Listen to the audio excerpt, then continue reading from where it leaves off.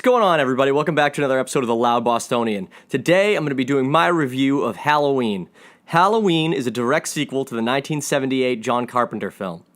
Now, there have been a slew of Halloween movies over the past 20, 30 years, and none of them have been very good.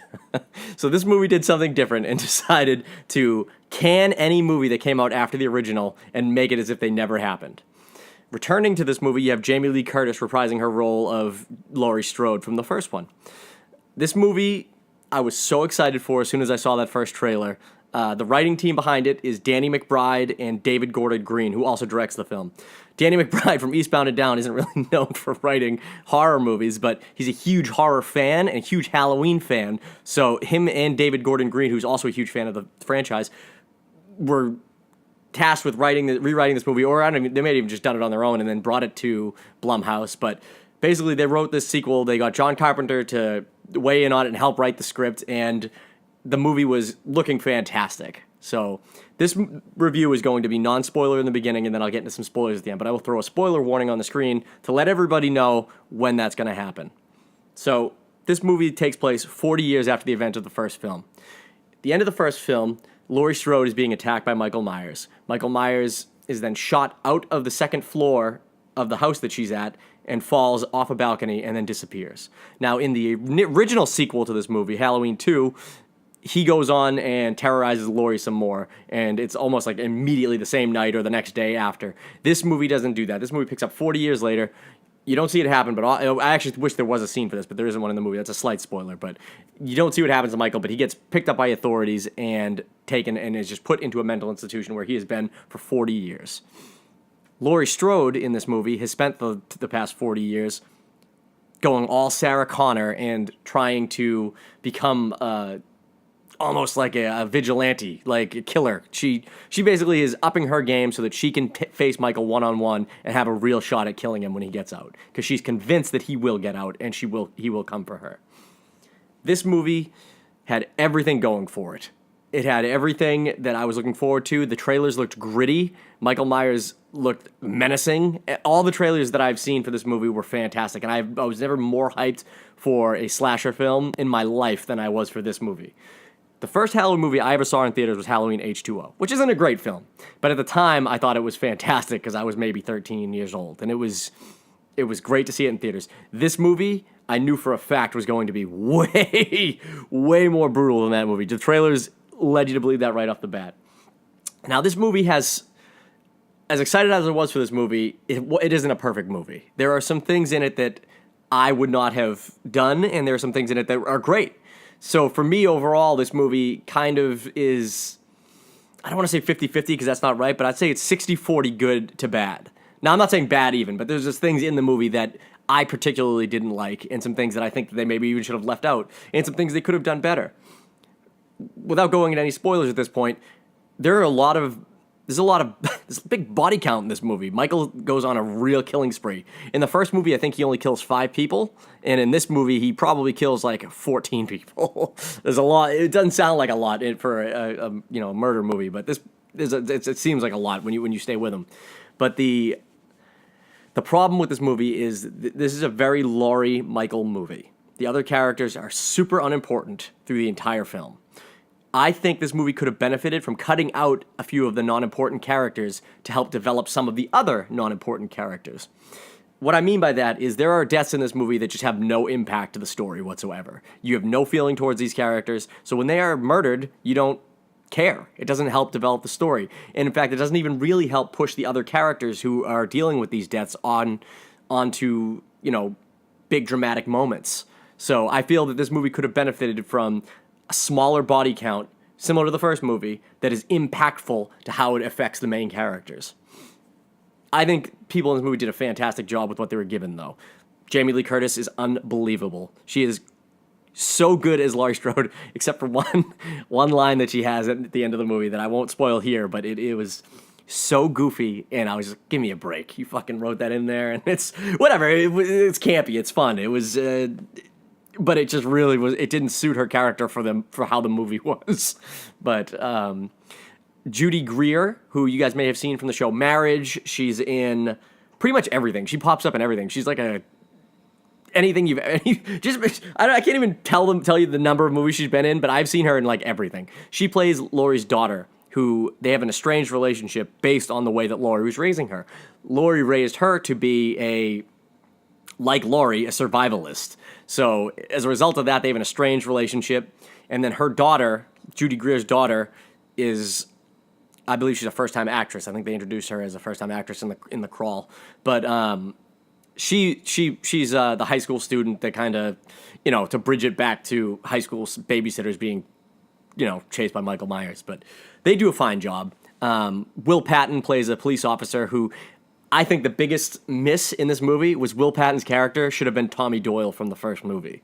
That would have been amazing. That would have been a great tie-in that he stayed there and he became a cop to try and, do his part in making sure Michael Myers, and it would have upped the threat level. Not that Will Patton's character doesn't realize that Michael Myers is a threat. He does, and it's actually refreshing to see a cop in that mindset. I just would have liked it better if he was Tommy Doyle. But he does a great job too. Will Patton's always a good actor. He's never really phoned in anything, but they do a great job, and Michael Myers is absolutely intimidating in this movie, and he's imposing, and there's some real good nods to the first movie. Basically, this movie is fan service to people who love the first Halloween, but then kind of takes it to the next level in some cases. But I don't know, like I said, it doesn't hit everything the way that I would have wanted a sequel to this movie to have done, but it does a damn good job of coming close. I think that this movie is either 6.5 or 7 out of 10 stars for me, and I would definitely recommend going to see this movie. That's really all I can say without getting into spoilers, so I'm going to throw the spoiler warning out there now, guys, and get into the real plot points of the movie and what I really liked about it. So we'll do the spoiler warning in 1, 2, 3, spoiler warning. So if you're still watching this is all spoilers from here on out, guys. Basically, the plot of this movie: Laurie Strode, for 40 years, has been preparing for Michael Myers to escape. Michael Myers has been in a mental institution for 40 years, being watched by different doctors. Obviously, Dr. Loomis from the original has since passed. The actor really did die in the 90s, so he was not around to be able to film this. But he's got a new doctor who's kind of an odd duck, and one of the characters that I believe they could have cut out of this movie. But so for 40 years, they've been apart, all this stuff. The movie picks up with a documentary film podcast crew who shows up to interview Michael Myers. He's about to be transferred to a maximum security prison where he's going to just sit in a cell for the rest of his life until he dies. It's the plot of the movie. They show up the day of his transfer, and they want to interview him. They go as far as, and Michael Myers obviously isn't saying anything. They say he hasn't spoken 40 years. But the documenter gets up there and pulls out Michael's mask. Now, this is one of the best scenes in the movie, in my opinion, because the impact of that mask coming out is crazy, and the actor who's playing Michael Myers does a great job of, and it's so subtle. It's really not a great job. It's just good directing, but literally, he doesn't say anything. Doesn't have any impact on his surroundings. But the mask comes out, and you notice the slightest head nod from his character, while all these other mental patients are losing their mind. So right at the bat, you know that like he feels the mask, and that's actually what the actor goes and says. He says, "You feel it, don't you? You feel the power of this mask," and he just the slightest head nod to let him know that he does feel that. This movie then immediately jumps to the Laurie Strode story.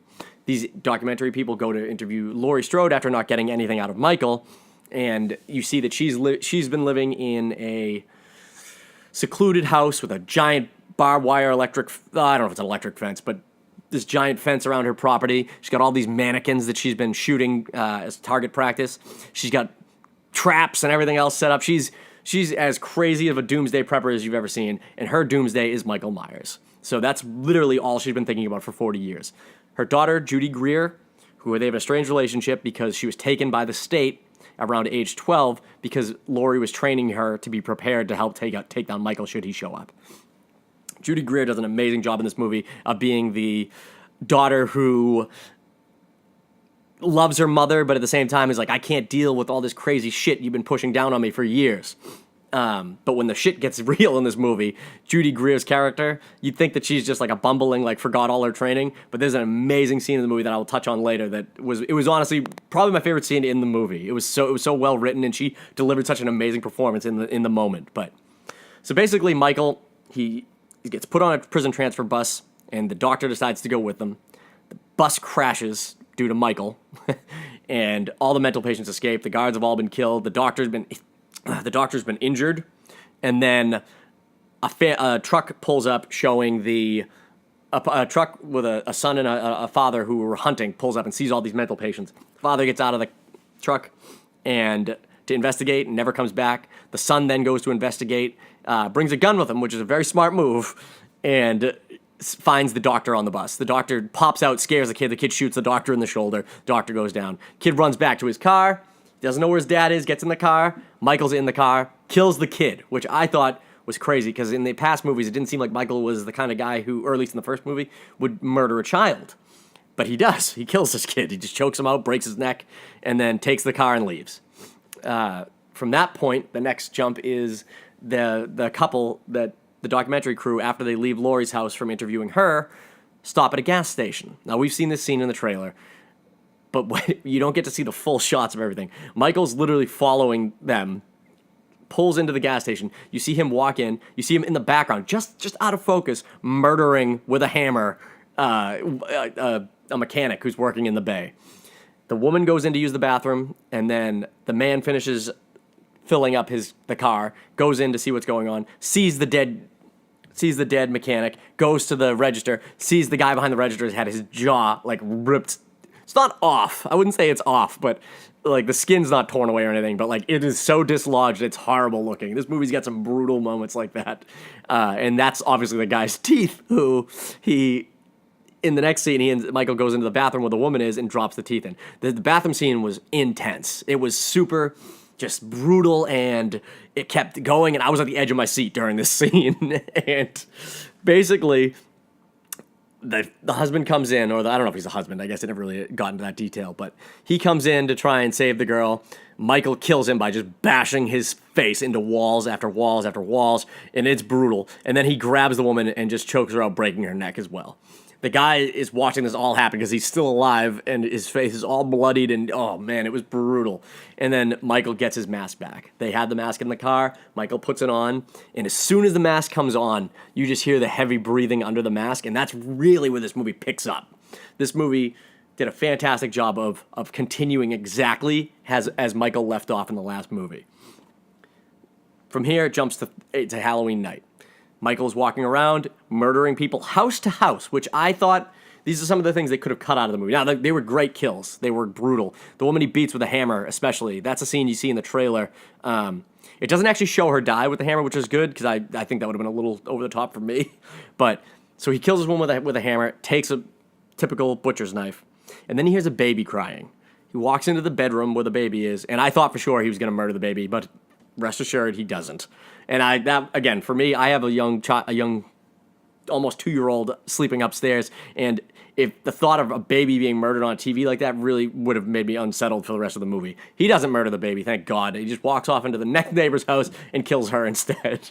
Now, he does this pattern for a while, and this is the kind of thing that the movie didn't need necessarily. I feel like some of these characters that he's killing on the side could have been cut out to make better use of the main characters. Now, Judy Greer's daughter in the movie is a high school student, and she has several friends. Blonde friend that's a babysitter, her stoner boyfriend, her own boyfriend, the boyfriend's friend. Those are basically the main the main teenage actors in the movie. Now, these are the characters that should have been more drawn out, and these are the people that should have been being killed by Michael Myers. This would have been easily done. Now, Michael obviously doesn't know who she is, but there's a file on Michael Myers, and it would have been just as easy to have a file on Laurie Strode showing the daughter. So that could have been the daughter and the granddaughter, and that could have been the link to Michael tracking down Laurie's, going through her granddaughter and all that stuff. That would have been the way that I would have wrote the movie, but they didn't go that route. So the granddaughter is basically unaware Michael's around. The cops are aware Michael's around now after these bodies. Laurie Strode's aware that Michael's around because of these bodies being piled up. So she gets her family and brings them to her house for safety. The granddaughter doesn't know that Michael's terrorizing everybody because she was at a school dance and her phone gets compromised. But basically the whole rest of the movie is the granddaughter needs to get to Laurie's house. Michael kills a few of Laurie's of the granddaughter's friends in order to progress the story and all this stuff. And that's some of the best scene in the movie. Her best friend who's babysitting, that's generally the kind of scenes that work in Halloween. And you could have had that drawn out instead of having the first few murders that they did. Now, the kid who she's watching is an amazing comic relief in this movie. He is so funny. Every line out of this kid's mouth made me die laughing. And the fact that his babysitter is the first to get axed by Michael as far as, the granddaughter Allison's friends go, I thought it was unbelievable. It's a scene you've seen in the trailer where he asks her to shut the closet. Michael's in there. Let's just say that the lady doesn't quite make it out of that bedroom, really. So he ends up running away. Her boyfriend ends up getting a knife to try and go upstairs, and he dies off camera. But when it gets back to that house and you find out that he's died, it is pretty gruesome. He's pinned up similar to the boyfriend in the original Halloween with a knife in the wall, through the wall, but it's just, he looks way more brutalized. He's like through the back, like up against the wall, and it was gruesome, man. So from there, they find out that this death has happened. Meanwhile, the granddaughter's at the dance. Her boyfriend and her get in a fight. They leave. The boyfriend's friend walks home with... I'm telling the whole plot here. I'm sorry, but it's a spoiler part. So the granddaughter walks home with the boyfriend's best friend. They hop into this yard to try and cut through or whatever, and then the best friend tries to make a move on the girlfriend. And she ignores his advances and leaves him in the yard and whatever. And the kid's drunk, so he's just sitting there in the yard. And it's a great sequence of events where a motion light keeps going on and off in the backyard, but the kid's sitting there, so the light goes off. And then he notices Michael at the fringe of this yard. So he starts yelling to him, thinking that it's the guy who owns the house, and he's just having his own little sorrow moment where he's like, oh, I'm such a loser, and I'm sorry I'm in your yard, I'm a little drunk, blah, blah, blah, blah, blah. The lights go off. Next scene, when they click back on, he's gone. He's not there anymore. They go off again, and basically it's a pattern of every time the light flashes off and on, Michael's a little closer to the kid. The kid realizes something weird's going on, and then the light goes off, and he gets slashed. He gets slashed by Michael with a knife, so he makes a run for it. Tries to hop the fence, can't get out, gets killed. This is where the granddaughter hears him screaming, comes back, sees Michael Myers in the yard, and this is really where the movie just kicks into high gear, and this is the third act. This is basically the beginning of the third act. Kicks into high gear. She runs into the street. Will Patton's character finds her, picks her up, gets her in the police car. He's got the Michael psychiatrist doctor with him, and they're basically driving the streets looking for Michael. Will Patton does a great job, of, like I said earlier in the non-spoiler review, of not being a character who's just going to let Michael get away. His biggest regret was he didn't let Dr. Loomis kill Michael Myers back in 1978. Will Patton's character was the first officer on scene to try and arrest Michael. So he doesn't allow Loomis to kill him like Loomis wants to. So his biggest regret is that he didn't let Loomis do that. So he's not abiding by the law. He wants to kill Michael as well. So he sees Michael on the road, hits him with his car. Amazing scene, because that's exactly what you need to do in these movies. I'm sick of characters who are like, oh, I don't know, let's run away. No. Take it to this motherfucker. So he fucking runs into him, knocks him flying. Michael is down for the count. And then he gets out to finish the job, and the doctor stops him because the doctor is obsessed. And this is a side plot that the movie did not need. He's obsessed with Michael, and he wants to know why Michael hasn't talked. He wants to know what Michael's feeling when he kills people. So he ends up pulling a little pocket knife out, stabbing Will Patton in the neck, kills him. Kills Will Patton. Wicked waste of that character. Michael Myers should have been the one to finish Will Patton's character. Anyways, so he ends up dragging Michael's body into the back. He throws Michael in the back of the cruiser with Allison, Jamie Lee Curtis's Laurie Strode's granddaughter. He throws him in the back, maskless, because obviously the doctor tried the mask on, and he's a nutball. This guy shouldn't have been in the movie, though. This is a terrible plot line. So throws her in the back throws Michael in the back with the granddaughter, and then starts driving away. Basically, he wants the reunion between Michael and Laurie. So he drives the granddaughter, Michael, to Laurie's house. Before he gets right outside the road, before he gets there, the granddaughter tricks him into thinking that Michael spoke to her. This makes the doctor go mental. He's like, what'd he say to you? What'd he say to you? He pulls the car over. What'd he say to you? And as they're having this conversation, no one noticed that Michael has now put his mask back on in the back seat. And then as the doctor realizes this, Michael just starts smashing the police barricade between the front and back seat into the doctor. So this happens, and then Michael's able to get out of the car, pulls the doctor out, and then from this, Allison is able to escape the backseat as well. Now, I find that a little far-fetched. I feel like Michael would have killed her, given that she was right there. more than going after the doctor. But anyways, Allison escapes, runs through the woods towards her grandmother's house. Michael kills the doctor in a most gruesome fashion. He pulls him outside, and the doctor's lying on the ground staring up at him, asking Michael to speak to him. He's like, please, just speak, say something. And then Michael just brings his foot down on his head so hard that his head squashes like a pumpkin. It is brutal. It's like Game of Thrones, the mountain crushing the...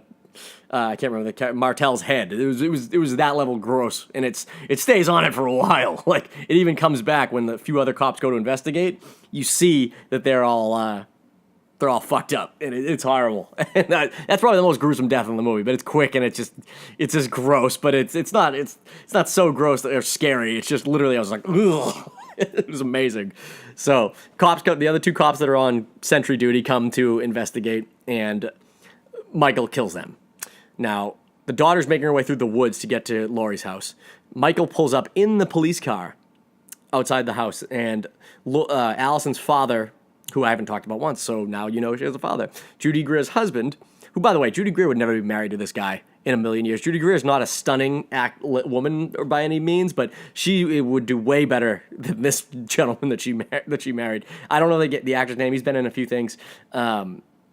But she would never have been married to this guy. He looks like he's about 65, and she's like probably in her 40s. So it's crazy. Anyways, so he sees on one of the security cams outside of Laurie's house that the cops have pulled up and that they have their alarms on. They're waiting. And he's like, oh, what the hell's going on? What do they need? And he, in the stupidest move in any horror movie ever, especially knowing that Michael Myers is out there, he goes out to see what's wrong with them. Opens the car door. One of the cop's throats has been slashed. The other's head has been completely removed. His eyes have been cut out, and a candle's been popped in his mouth like a jack-o'-lantern. It was pretty gruesome, but the scene's only there for a few minutes, so it's not super crazy. And from there, the father's strangled and broken, and he's just left for dead on the front steps. And this is where the movie really, really kicks into high gear. This is what everybody's waiting for: the showdown between Michael and Laurie. Now, Michael keeps trying to get into Laurie's house, which is heavily fortified. Judy Greer goes into a sub-basement, or not a sub-basement, it's just the basement of Laurie's house, which is so fortified that you can't even get to it via a regular staircase. It is literally, you've seen it in the trailers, literally her kitchen island swivels over, and there's just a trap staircase to get into this basement. So Judy Greer's down there. Laurie is basically getting ready to confront Michael. She tells her to go down there. So she goes into the basement, and Laurie starts to confront Michael. Michael gets her through the window of the door and is choking her out and like bashing her head against it. And Laurie manages to get her shotgun up. Michael grabs the barrel. Bam! Half his hand's blown away. So Michael's already at a disadvantage. He definitely at least loses 2 fingers. I would wager he lost from here all the way down to here, because he was literally palming the shotgun. So Michael's pretty freaking injured right before this fight even really continues. From there, Laurie runs into the basement with her. They lock themselves in, and then Michael makes his way into the house. He can't figure out where they are. He's trying to look for them, and then through the floor, which is so stupid that she did this, but I get Laurie's been waiting 40 years to kill Michael, so she wasn't waiting for any opportunity. She wasn't going to wait for him to find them. So she shoots through the floor, hits him apparently, and then she goes up to investigate, relocking Judy Greer in the basement. This is edge of the seat moments in this movie for me. Laurie walking through her darkened house, which I'm not sure if Michael shut the lights out, because you never saw a scene where the power was just out, but walking through the house, looking for Michael, going room to room. It was literally, I was at the edge of my seat for this entire thing, because this was literally some of my favorite parts of this movie. So she's going room to room, and she's got these cool contraptions where every time she clears a room, she hits a button. It's almost like a sci-fi movie where like you lock the bridge to like the next air duct or whatever. She's got one of those, but it's like heavy metal, and she hits it. Chains come down and lock the room. So Michael, if when she clears rooms, she does this, so he has nowhere to go back to, and he has no way of sneaking up on her if he was hiding in these rooms. It's fantastic. And then she gets up to a room where she's just got mannequins lined up, which is the stupidest thing ever. If you were preparing for Michael Myers to show up, you wouldn't have a room that just had mannequins in it, because that is literally something to distract you. So she goes closet to closet looking for him, and he's not in the closets. He's hiding behind a few of the mannequins, and it ends up just being crazy. He ends up coming out. He ends up taking the gun from her. She ends up stabbing him with a knife. He ends up stabbing her with a knife, and then she goes flipping off a balcony into the yard, just like he did at the end of the first Halloween. When he goes to investigate, however, she's gone. just like he was gone at the first one. I loved it. The whole audience laughed at that point. Like, it was just a fantastic nod to the original. So then Allison arrives at the house. Judy Greer hears her, opens up the basement thing to get her in there. They get in there, shut the basement. Michael comes down to investigate. He knows they're in the basement. He figures out it's under the island in the kitchen. So he starts rocking it, just smashing the shit out of it to try and rip it off its moorings. He does, and it comes free. And this is my favorite scene in the entire movie. Judy Greer acted her ass off in this scene. She gets her gun, she's waiting for him, and like I said, she was trained her whole life, her whole childhood, to be ready for this moment too.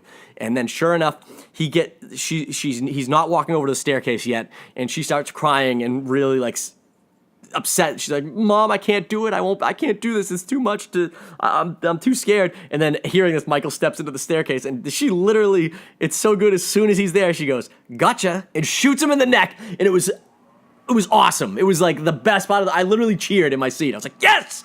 It was so good. And it was such a good delivery because I bought it. I bought that she was, because they never led you in the beginning of the movie to believe that she actually retained any of the information that Jamie Lee Curtis was pushing on her. So it was just fantastic. She shoots him in the neck. He's all stunned. And then this is the worst.